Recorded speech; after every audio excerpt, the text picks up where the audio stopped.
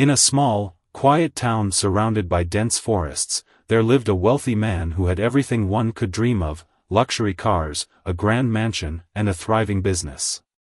But behind the glittering facade of his success, there was a secret he carried in his heart, a secret that weighed him down every single day. He had a son, a boy who was born with a severe disability. The child couldn't walk or speak, and his condition required constant care. The man, however, was ashamed of his son. He saw the boy as a burden, a stain on his perfect life. One cold winter evening, the man made a decision that would haunt him for the rest of his life. He bundled his son in a thick blanket, placed him in the car, and drove deep into the woods. The trees loomed tall and dark, their branches casting eerie shadows in the moonlight. The man's hands trembled as he carried his son to a secluded spot. He laid the boy down on the cold ground, whispered a faint apology, and walked away without looking back. The sound of his footsteps faded into the night, leaving the child alone in the wilderness. The boy, unaware of the cruelty of the world, lay there quietly. He didn't cry or scream, he simply stared at the stars above, his innocent eyes reflecting the vastness of the sky. Hours passed, and the forest grew colder. But fate had other plans. A kind-hearted old woman, who lived in a small cabin nearby, was out gathering firewood when she heard a faint rustling sound. She followed the noise and found the boy shivering under the blanket. Her heart broke at the sight. Without a second thought, she picked him up and carried him to her home. The woman, though poor, had a heart full of love. She cleaned the boy, fed him warm soup, and wrapped him in a soft quilt. She didn't know who had left him in the woods, but she vowed to take care of him as if he were her own. She named him Little Star, inspired by the way his eyes sparkled like the night sky. Over the years, the old woman raised the boy with all the love and care she could give. Despite his disability, Little Star grew up to be a cheerful and resilient child, adored by everyone in the village. Meanwhile, the wealthy man returned to his empty mansion, trying to convince himself that he had done the right thing. But guilt gnawed at him like a relentless beast. He buried himself in work, hoping to forget the past. Yet, no amount of money or success could fill the void in his heart. He often found himself staring at old photographs, wondering what had become of his son. But he never dared to search for him, fearing the truth he might uncover. Years turned into decades, and the man grew older. His business empire expanded, but his soul remained empty. He became a recluse, rarely stepping out of his mansion. The townspeople whispered about his mysterious life, but no one knew the truth about the boy he had abandoned. Little Star, now a young man, continued to live with the old woman, who had become his mother in every sense. He learned to communicate through gestures and expressions, and his laughter brought joy to everyone around him. One day, fate decided to intervene. A severe storm hit the town, causing widespread damage. The old woman's cabin, already fragile, collapsed under the force of the wind. She and Little Star were left homeless. The villagers, knowing their struggles, came together to help. They decided to approach the wealthy man, hoping he would donate money to rebuild the cabin. Reluctantly, the man agreed to meet them. As he listened to their plea, his eyes fell on Little Star, who was sitting quietly in a corner. Something about the young man's face felt strangely familiar, but he couldn't place it. The wealthy man handed over a large sum of money, but his mind was elsewhere. He couldn't shake off the feeling that he had seen Little Star before. That night, he lay awake, haunted by memories he had tried to bury. The next morning, he decided to visit the village himself, under the guise of inspecting the reconstruction work. As he walked through the village, he saw Little Star helping the villagers, his face glowing with kindness. The man's heart ached with a strange mix of emotions: regret, guilt, and something he couldn't quite understand. Little Star noticed the wealthy man staring at him and smiled warmly. The man, taken aback by the genuine kindness in the boy's eyes, felt a lump in his throat. He wanted to say something, but words failed him. As he turned to leave, he noticed a small scar on Little Star's hand, a scar he remembered from long ago. His heart skipped a beat. Could it be? Was this the son he had abandoned all those years ago? The man's world began to spin as the truth dawned on him. He had found his son, but the boy didn't even know who he was. The wealthy man returned to his mansion, his mind in turmoil. He knew he had to make things right, but how? How could he face the son he had betrayed? How could he explain the pain he had caused? As he sat alone in his grand study, he realized that no amount of wealth could undo the past. But perhaps, just perhaps, there was still a chance to heal the wounds he had inflicted. Little did he know, fate had more in store for him, a journey of redemption, forgiveness, and love that would change both their lives forever. The wealthy man couldn't sleep that night. The image of Little Star's face, his son's face, kept flashing in his mind. The boy's warm smile, his gentle eyes, and the scar on his hand were undeniable proof. The man's chest tightened with guilt and regret.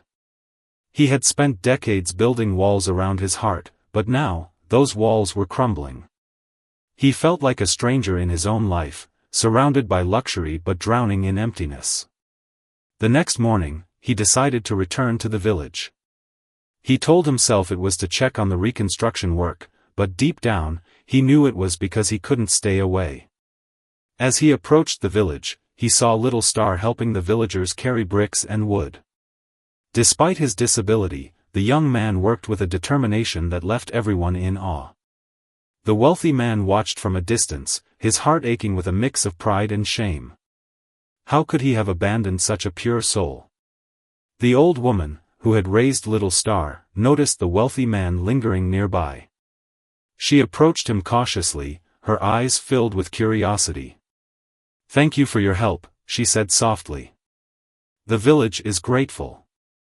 The man nodded, his voice trembling as he replied, "It's the least I can do." He paused, then asked, "That boy? Little Star, how long has he been with you?" The old woman's eyes softened. "I found him in the woods many years ago," she said. "Someone had left him there, alone and helpless. I couldn't turn my back on him. He's been my son ever since." Her words struck the man like a dagger. He wanted to confess, to fall to his knees and beg for forgiveness, but fear held him back. What if she hated him? What if Little Star rejected him? As the days passed, the wealthy man found excuses to visit the village. He donated more money, brought supplies, and even helped with the rebuilding efforts. But his real reason for being there was Little Star. He watched the young man from afar, marveling at his resilience and kindness. Little Star, unaware of the man's true identity, treated him with the same warmth he showed everyone. He would smile and wave, and sometimes, he would even gesture for the man to join in the work. One afternoon, as the man was helping to clear debris, Little Star approached him. He handed the man a small wooden figurine, a carving of a star. The man stared at it, his hands shaking. "For me?" he asked, his voice barely a whisper. Little Star nodded, his eyes sparkling with joy. The man felt tears welling up. This simple gift, made with so much love, broke something inside him. That night, as he sat alone in his mansion, the man held the wooden star tightly. He realized that he couldn't keep living a lie. He had to tell Little Star the truth, no matter how painful it would be. But how? How could he explain the unforgivable thing he had done? The weight of his guilt grew heavier, but so did his determination to make things right. The journey ahead would be difficult, but he knew he had to try, for Little Star, and for himself. The wealthy man spent the next few days torn between fear and hope. He wanted to reveal the truth to Little Star, but the thought of rejection paralyzed him. Every time he saw the young man's innocent smile, his courage wavered. How could he disrupt the peaceful life Little Star had built? Yet, the guilt of his past actions gnawed at him relentlessly. He knew he couldn't live with himself if he didn't at least try to make amends. One evening, as the sun dipped below the horizon, painting the sky in shades of orange and pink, the man decided to take the first step. He returned to the village, his heart pounding like a drum. Little Star was sitting by the river, skipping stones across the water. The man approached him slowly, his hands trembling. He sat down a few feet away, unsure of how to begin. For a while, they sat in silence, the only sound being the gentle flow of the river. Finally, the man cleared his throat and spoke. "You're always so happy," he said, his voice shaky. "How do you do it?" Little Star turned to him, his eyes filled with curiosity. He gestured toward the sky, then to the trees, and finally to his heart. The man didn't fully understand, but he sensed that Little Star was trying to say he found joy in the simple things, nature, love, and the people around him. The man's eyes welled up. I haven't been a good person," he admitted, his voice breaking.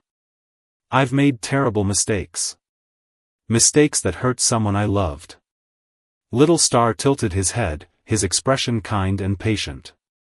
He reached out and placed a hand on the man's shoulder, as if to say, "It's okay." The man broke down, tears streaming down his face. For the first time in decades, he allowed himself to feel the weight of his emotions. Little Star didn't pull away. Instead, he stayed by the man's side, offering silent comfort. The man felt a glimmer of hope. Maybe, just maybe, Little Star could forgive him. But he knew he had to tell the whole truth. Taking a deep breath, he said, "There's something I need to tell you. Something about your past."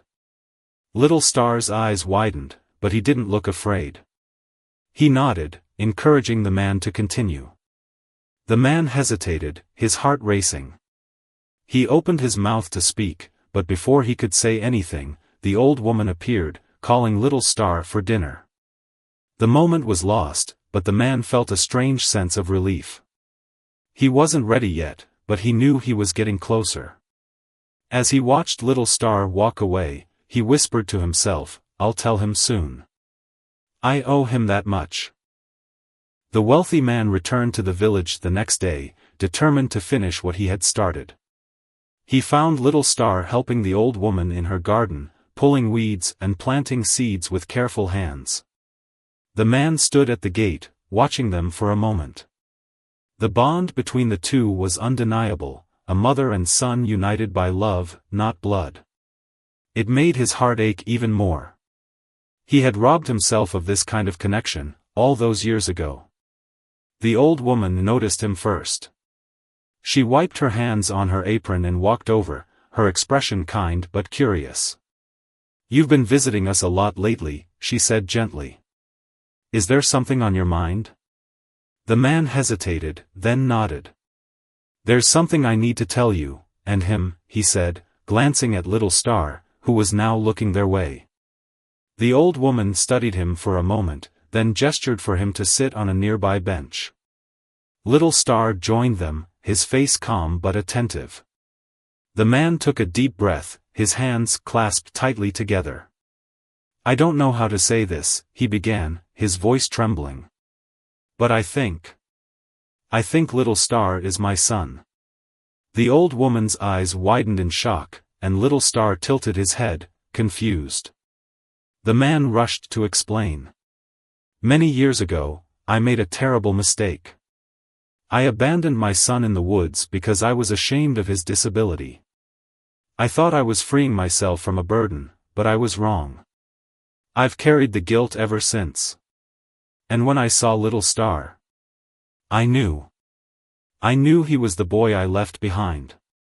The old woman's face softened, but her eyes were filled with sadness. "Why are you telling us this now?" she asked. The man looked down, ashamed. "Because I can't live with the lie anymore. I want to make things right, if I can. I know I don't deserve forgiveness, but I want to try." Little Star, who had been silent throughout the conversation, reached out and placed a hand on the man's arm. His touch was gentle, reassuring. The man looked up, tears streaming down his face. "I'm so sorry," he whispered. "I'm so sorry for what I did." The old woman sighed deeply. "This is a lot to take in," she said.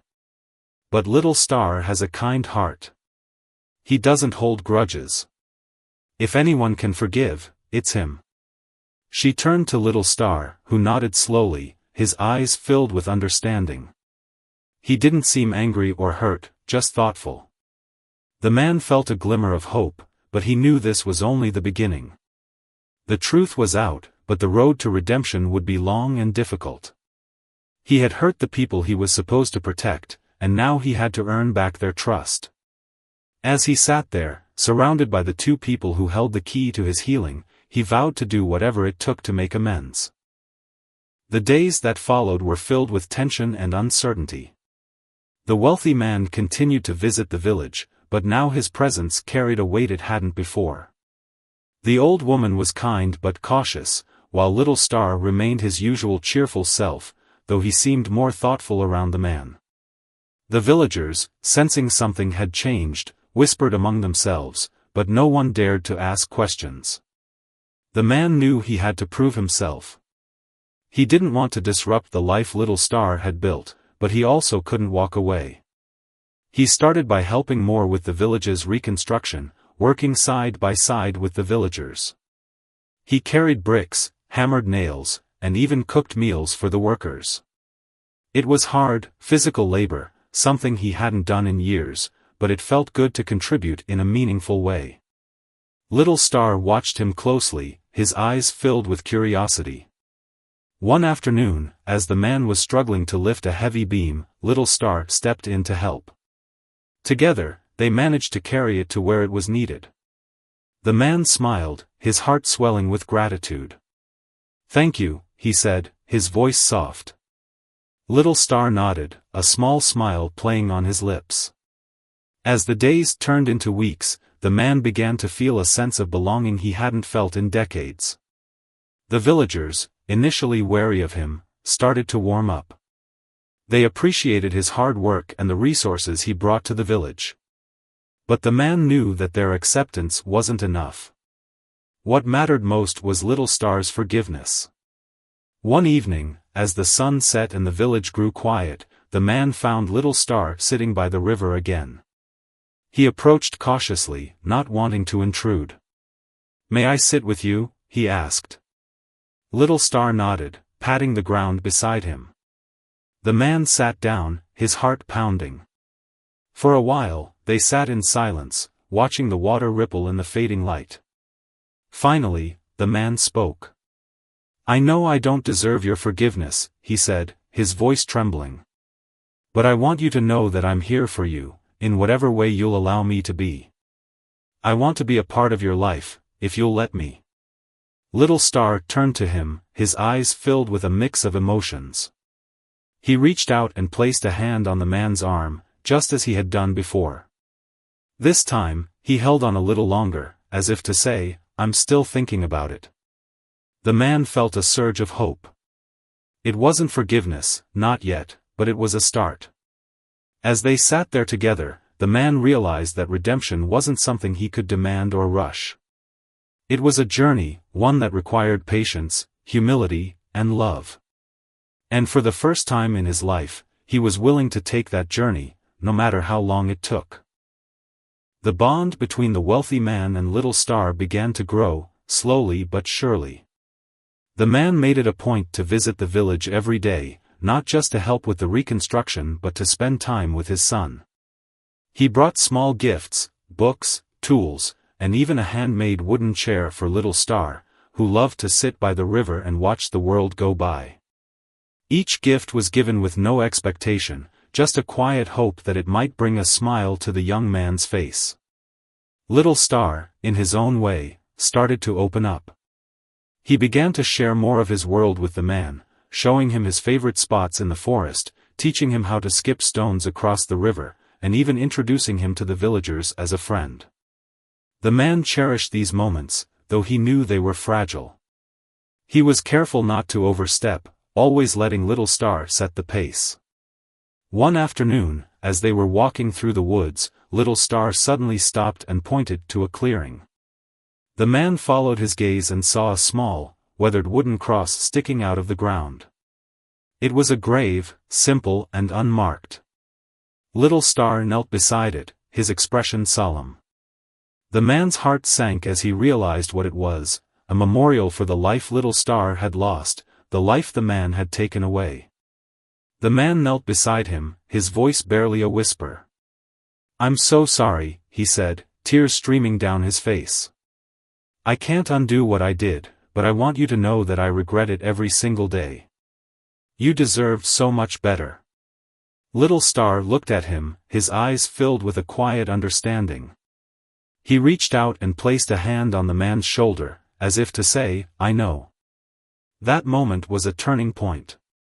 The man felt a weight lift off his chest, as if Little Star's silent acknowledgement had given him permission to begin healing. But he also knew that forgiveness wasn't something that could be rushed. It had to come naturally, in its own time. As they walked back to the village, the man noticed something different in Little Star's demeanor. There was a lightness in his step, a brightness in his eyes that hadn't been there before. The man dared to hope that maybe, just maybe, they were on the path to reconciliation. That night, as the man lay in bed, he thought about the grave in the woods. It was a painful reminder of his past, but it was also a symbol of the love and care Little Star had received from the old woman. She had given him a life filled with kindness and joy, something the man had failed to do. He knew he could never replace her, but he hoped he could at least be a part of Little Star's future.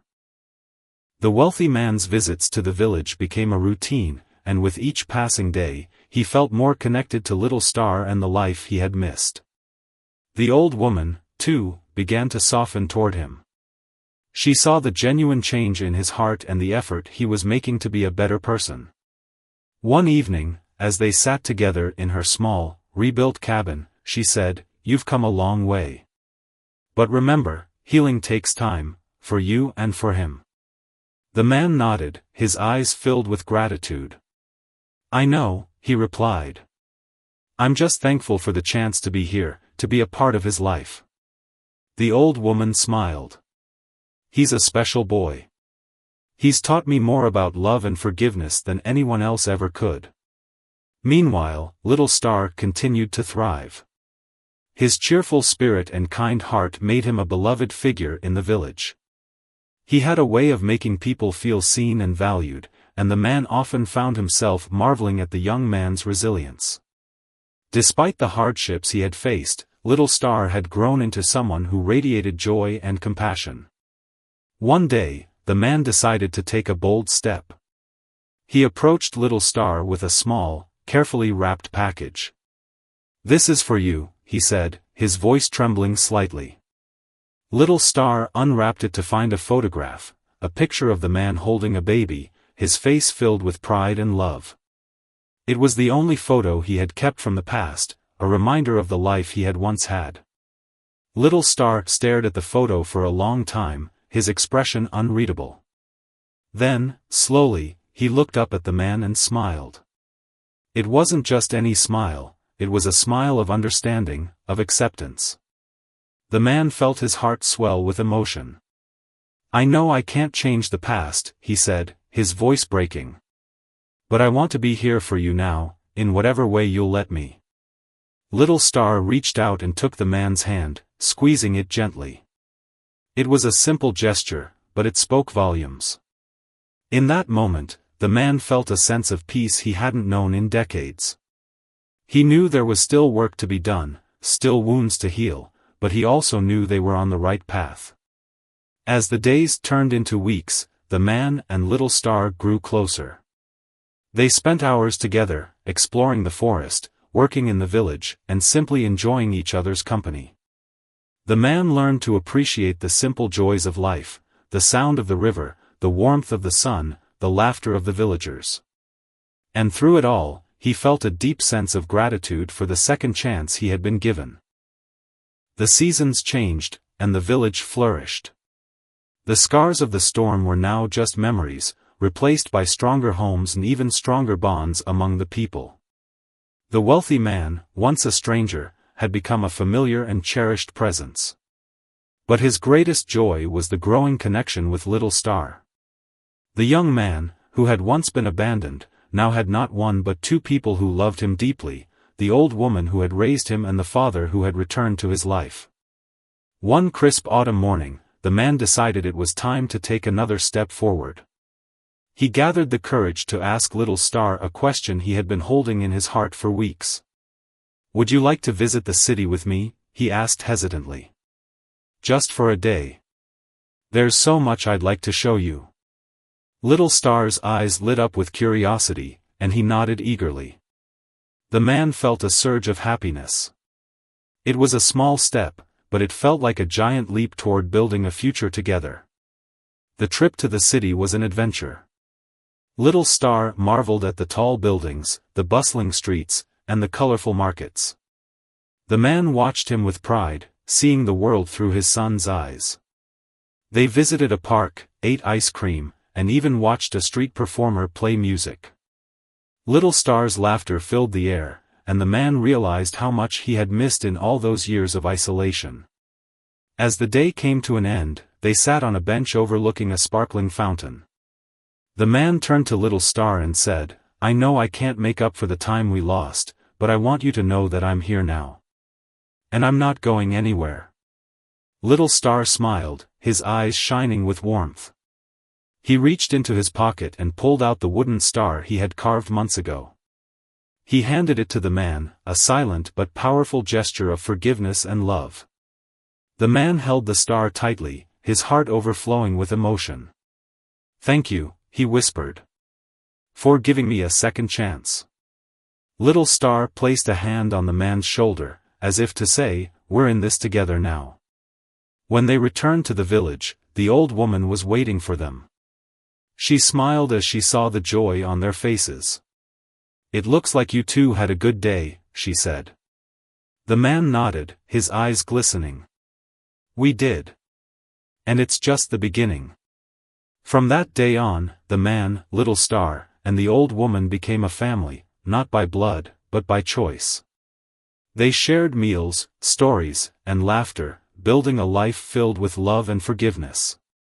The man knew he could never erase the past, but he also knew that the future was bright.